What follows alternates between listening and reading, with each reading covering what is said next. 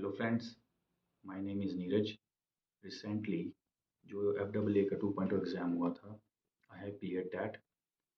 तो टुडे मैं आज अपनी अपनी सक्सेस की छोटी सी एक स्टोरी जो आप लोगों के साथ शेयर करना चाहता हूँ।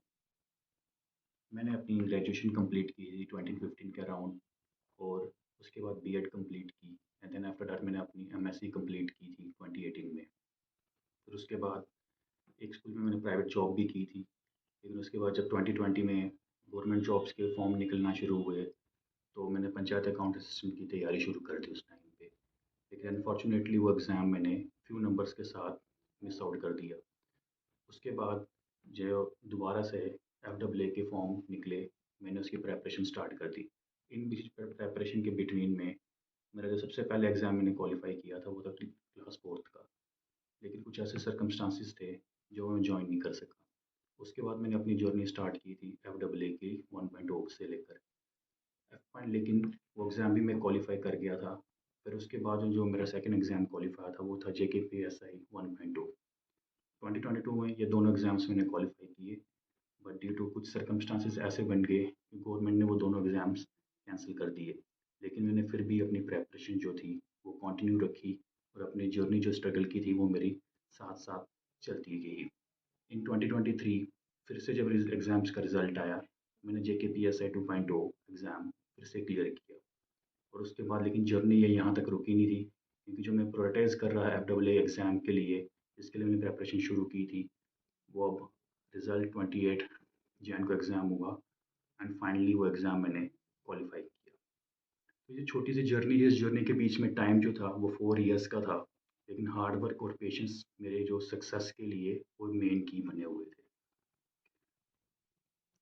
अब ये जो मैं फाइनली जिस वजह से ये पर्पस के लिए ये वीडियो बनाई जा रही है, उसमें यही बताना चाहता हूँ एस्पिरेंट्स को कि आप लोग प्रिपरेशन कर रहे हो। अगर किसी का कोई एग्ज़ाम क्वालिफ़ाई नहीं भी हुआ, कि जैसे कि अब ये ट्रेंड चल रहा है कि बच्चे सोच रहे हैं, बड़े डिप्रेशन में जा रहे हैं कि जो मेजर एग्ज़ाम्स थे वो ख़त्म हो चुके हैं, तो अब आगे क्या होगा? मैं उनको यही बताना चाहता हूँ कि आने वाले टाइम पे काफ़ी सारी रिक्रूटमेंट और होने वाली हैं, तो उनको कभी भी डिप्रेशन के स्टेट में नहीं जाना चाहिए। फाइनली उनको हार्ड वर्क अपना कंटिन्यू रखना चाहिए, क्योंकि सक्सेस हार्ड वर्क करोगे तभी आप लोगों को सक्सेस मिलेगी फाइनली। तो इस बीच में यही कहना चाहूँगा कि मेरे लिए भी ये स्टेजेस थी, जब 2022 में मैंने अपने एग्ज़ाम्स की प्रिपरेशन शुरू की थी 2020 में, तो 4 इयर्स लग गए मुझे भी सक्सेस मिलने में। लेकिन मैंने अपने आप को कभी भी रोका नहीं। मैं कंटिन्यूअसली हार्ड वर्क करता गया, पेशेंस रखा, और फाइनली अब जाके मुझे सक्सेस मिली है। तो जो भी यूथ, जो भी एस्पिरेंट अब आने वाले JK एग्ज़ाम्स के लिए प्रिपरेशन कर रहा है, मैं उसको यही कहूँगा कि वो अपनी तैयारी जारी रखें। डेफ़िनेटली सक्सेस एक दिन उनके पाँव ज़रूर चूमेगी। अब मैं आपके साथ अपने सोर्सेज़ और स्ट्रैटेजी शेयर करना चाहता हूँ, क्योंकि हर एक एस्पिरेंट की डिफरेंट स्ट्रैटेजी होती है और डिफरेंट वे होता है एग्ज़ाम को टैकल करने का। मेरे जो तरीका था कि मैं 8 से 9 घंटे पर डेली पढ़ता था, ठीक है? और उस हिसाब से जितने भी सोर्सेज़ हैं आपके पढ़ने के, उनको आप लिमिटेड रखिए, लेकिन रिविजन्स आपकी मल्टीपल होने चाहिए। मैं बाकी एस्पिरेंट्स की तरह ये नहीं कहूँगा कि मैंने काफ़ी सोर्सेज़ से पढ़ाई की है, मैं यही कहूँगा कि मेरे सोर्सेज़ बड़े लिमिटेड थे। मैंने NCERT बुक्स को सबसे पहले प्रेफ़रेंस दिया था, ठीक है? और उसके बाद मेरी जो रिवीजन थी वो मल्टीपल टाइम से, क्योंकि एग्ज़ाम्स के टाइम तक मेरी एक सब्जेक्ट की पर टू रिवीजन 8 टू 9 टाइम्स मेरी रिवीजन हो चुकी थी। क्या बोल अब जैसे मैंने आपको ये बताया कि मेरे जो भी सोर्सेज़ हैं NCERT से शुरुआत की थी, लेकिन उसके अलावा मैंने बाकी बुक्स को भी रेफ़रेंस दी थी। जैसे जीके के लिए मैं आपको ये बता दूँ कि सबसे पहले जीके तो मैंने NCERT बुक से पढ़ी, और उसके साथ क्विक रिवीजन के लिए मैंने लूसेंट और ये तरुण गोयल बुक्स को भी यूज़ किया, क्योंकि उनमें भी अच्छा मटेरियल है, क्योंकि वो फैक्ट्स बेस पे काफ़ी बेस्ड है। जैसे कि हम जानते हैं कि जेकेएसएस भी मोस्टली फैक्ट बेस्ड क्वेश्चन ज़्यादा पूछती है।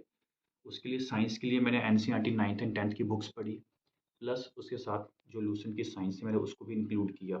आपका कंप्यूटर जो था, कंप्यूटर बेसिकली ये मेरा सब्जेक्ट भी था ग्रेजुएशन, सॉरी, पीजी के time and class 11th and 12th में, तो वहाँ से मुझे थोड़ा-सा एज था कंप्यूटर के लिए। लेकिन प्लस उसके साथ मैंने दिशा की बुक को रेफ़र किया गया कंप्यूटर के लिए, और प्लस जो कि तानिया मैम एक यूट्यूब चैनल से पढ़ाती है जेके एग्ज़ाम कर कर, उनके भी एमसीक्यू मैंने सॉल्व किए, जो कि काफ़ी ज़्यादा मेरे लिए हेल्पफुल रहे।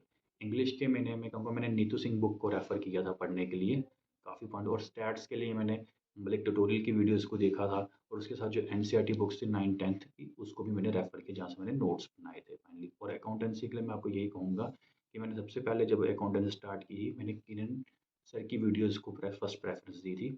उसके बाद मैंने टी एस गरीवाल को पढ़ा, तमिलनाडु की बुक को भी पढ़ा, और एमसीक्यू मैंने जितने भी डिफरेंट सोर्सेज थे यूट्यूब चैनल्स के थ्रू, प्लस जो भी मेरे पास पीडीएफ्स अवेलेबल थी चैनल्स के थ्रू, मैंने उन सबको एमसीक्यू वहाँ से सॉल्व किए हैं।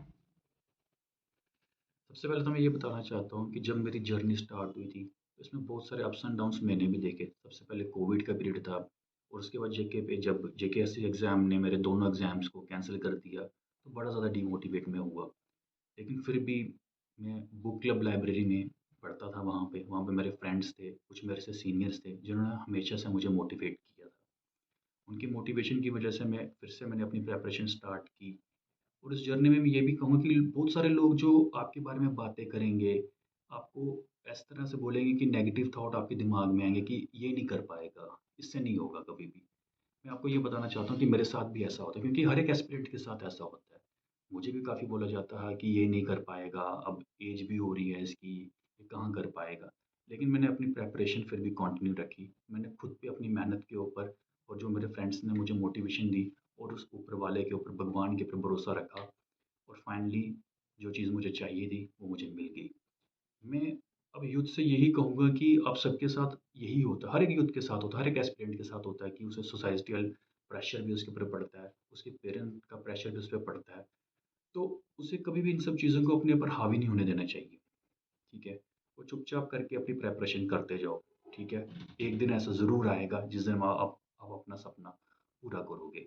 बिलीव मी, ये सब सच होता है। अगर आपकी मेहनत और हार्ड वर्क जैसे आप करते हो तो सक्सेस आपके टाइम पे ज़रूर आपको मिलेगी।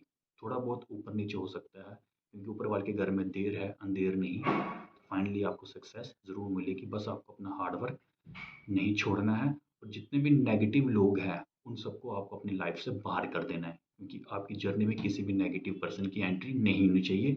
और अपनी स्टडीज़ आप कंटिन्यू रखो।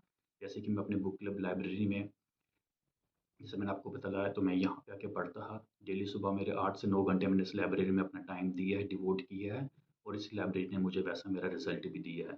तो फाइनली मैं यही कहूँगा यूथ के साथ कि आप डिसअपॉइंट मत होजिए। आने वाले टाइम पे काफ़ी सारी रिक्रूटमेंट जेकेएसएस भी फिर से कराने वाला है। अपने हार्ड वर्क कंटिन्यू रखिए, आपकी सिलेक्शन डेफिनेटली और ज़रूर होगी। तो यही थी मेरी छोटी सी जर्नी जो मुझे आप लोगों के साथ शेयर करनी थी।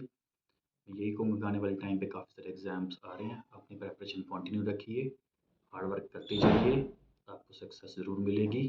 तो फाइनली, जय हिंद।